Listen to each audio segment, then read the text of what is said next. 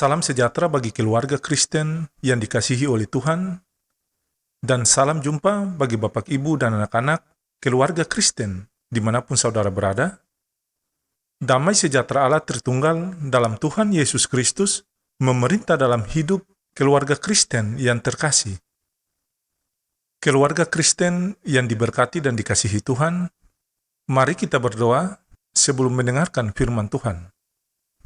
Ya Bapa di sorga, firman yang hidup, kami mohon, bukalah pikiran dan hati kami setelah kami membaca firman Tuhan, kiranya pencerahan dari Roh Kudus kepada kami, sehingga kami menjadi orang Kristen yang lebih memahami, lebih menuruti kehendak Tuhan. Dalam nama Tuhan Yesus, firman yang hidup, kami berdoa. Amin. Keluarga Kristen yang dikasihi dan diberkati Tuhan, bacaan firman Tuhan di hari ini terambil dari 2 Raja-Raja pasal 11 ayat 15 sampai ayat yang ke-20.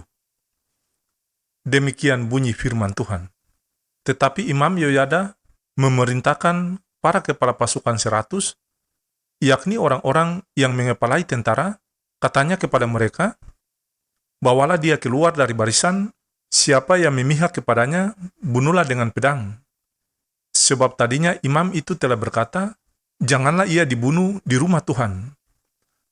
Lalu mereka menangkap perempuan itu pada waktu ia masuk ke istana raja dengan melalui pintu bagi kuda, dibunuhlah dia di situ. Kemudian Yoyada mengikat perjanjian antara Tuhan dengan raja dan rakyat, bahwa mereka menjadi umat Tuhan juga antara raja dengan rakyat. Sesudah itu, masuklah seluruh rakyat negeri ke rumah Baal, lalu merobohkannya.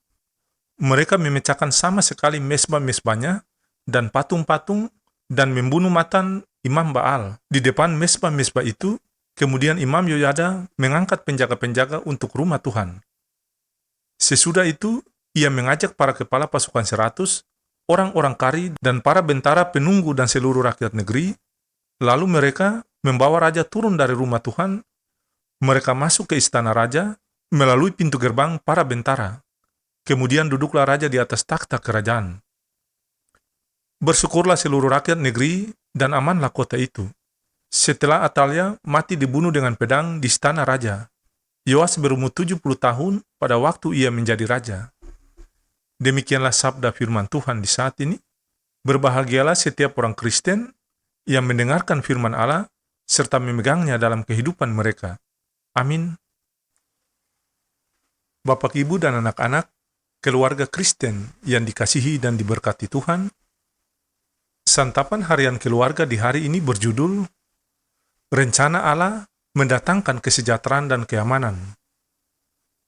Keluarga yang diberkati Tuhan, perencanaan adalah realitas yang tak terpisahkan dari kehidupan manusia dan dilakukan dengan maksud memperoleh kebaikan.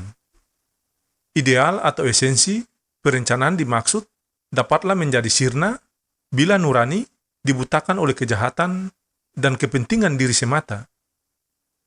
Nurani yang jahat menyebabkan perencanaan dan tindakan yang membinasakan sesama. Keluarga yang dikasihi Tuhan, kisah hari ini mengisahkan pesan iman bahwa Tuhan tidak pernah menghendaki perencanaan dan tindakan yang tidak terpuji. Karena itu, ia pasti bertindak menyatakan kehendaknya. Atalia sangat berambisi mengambil alih takhta kerajaan sehingga merancangkan yang jahat di mata Tuhan, dan akhirnya ia pun mati dibunuh.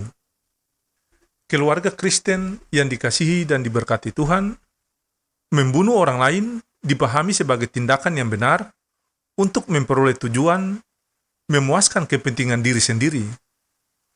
Kehendak Tuhan ditegakkan, ia memakai Yoseba dan Imam Yoyada sebagai alat penyelamatan, sehingga Yoas diangkat menjadi raja.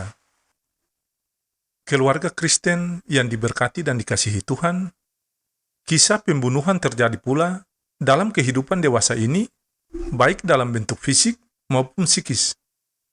Kita juga belajar bahwa mementingkan kepentingan diri sendiri selalu merusak kebersamaan yang rukun. Tanggung jawab untuk saling mengasihi, melindungi, memberikan rasa nyaman dan aman serta kesejahteraan antara satu dengan lainnya harus diwujudkan dalam keluarga. Keluarga Kristen yang diberkati Tuhan, momentum peringatan Hari Kemerdekaan Republik Indonesia yang ke-76 ini hendaknya dimaknai sebagai kesempatan untuk tidak semena-mena terhadap orang lain. Hiduplah dengan cinta kasih dan harmoni dengan semua orang. Lakukanlah yang benar dan bersyukurlah senantiasa.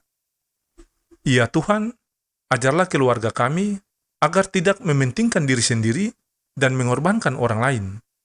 Kasih karunia dan damai sejahtera dari Allah bersama kita, cinta kasih Kristus menaungi kita, dan Roh Kudus menuntun kita hingga kedatangannya kembali. Amin.